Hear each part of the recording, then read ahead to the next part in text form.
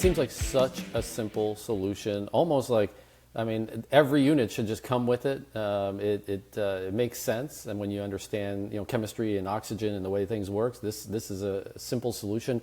You mentioned different size pipes, so you can accommodate different size collars, I guess, is how it works. Is there a difference in the magnet itself, or how does that work for the different size pipes? No, I mean, the magnet technology is the same. So for example, you've got 2 contact points here on a fairly small pipe. As you get to a larger, for example, say a 4-inch pipe, you might have 3 or 4 contact points on each side to make sure you've got enough magnet sort of surrounding the pipe. But the overall premise is the exact same. And I think where this really came from wasn't actually even the energy savings, which is now probably our best selling point. But it was if you allow a better, cleaner burn through your machinery, you lower the maintenance cost and you extend the life of equipment.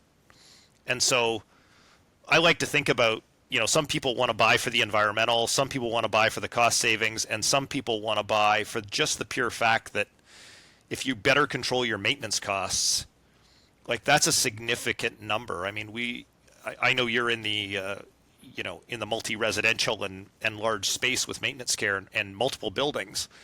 One of these new heating systems for any number of these buildings is in the hundreds of thousands of dollars. And so if you can extend that life of that equipment even 20%, that has already paid for this regardless of energy savings.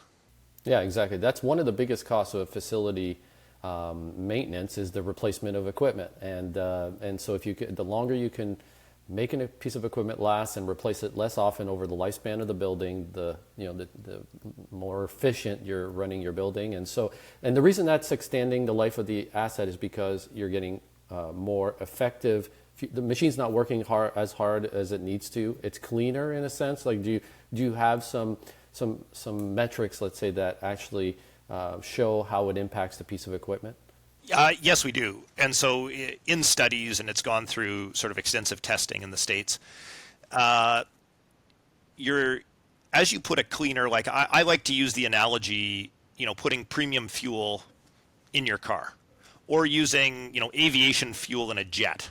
You don't want a jet to fall from the sky. So it's using sort of the top premium fuel to make sure every part has the least amount of wear and tear on it.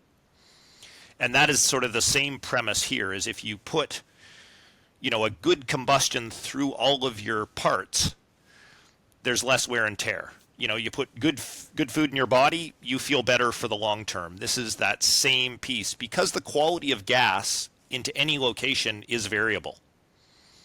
And so, savings, direct, are we saving 20% on every single piece of equipment? No. In some cases, could you save 30%? Yes. In some cases, is it 6%?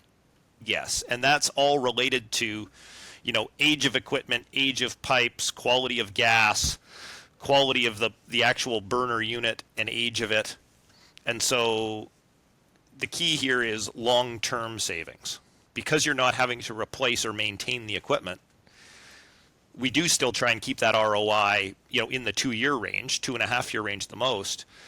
But, this is lasting 99 years in a building. So let's just be a little looser on that, return on investment and study.